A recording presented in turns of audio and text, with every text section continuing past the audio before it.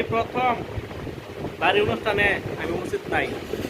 আর অফিসে এসে এমন সময় এসেছি মানে ডাইরেক্ট খাওয়ান পাতো, তো খুবই দুঃখের বিষয়। তো আমি আজকে সত্যি বাচ্চাতে থাকতে পারলাম না প্রতিজ্ঞা। তো সবাই একটু রাগ আছে আমার প্রতি, তো কিতা গরম কাজ তো করতে লাগবো, তো এত গাড়ি নিয়ে গেছি।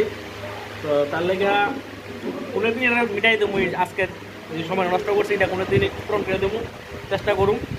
তো এখন খাওয়া দাওয়া করতেছি। আজকে কি আছে মেনুতে দেখাবো দিন ধরে। তো মেনুতে প্রথমে পাইছি কেকটা খাইলামই, এটা খাইলাম মিক্স ডাল, ফ্রাইড রাইস, এই যে যেটাকে বেগুনি ভাজি। ঠিক আছে তো কি খানো রোজ না, ঠিক আছে। আমার ভালো লাগা কে বুঝে দেখো কিন্তু হয়।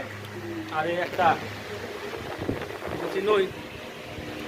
আচ্ছা, তো প্রধান হয়েছে আজকে না হওয়ার কারণ হয়েছে আজকে সকালবেলা 6টার সময় বেরিয়েছি, তার কারণে আগরতলার থেকে আমপাশা মুমু সোলেনটা হইয়া সালামা হইয়া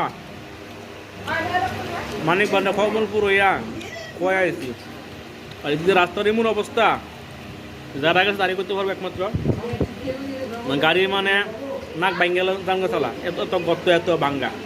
যাই হোক কষ্ট মষ্ট আয়া পৌঁছলাম, যদি দেরি আছে যদিও এখন রাত তো প্রায় 12টা বেজে আছে।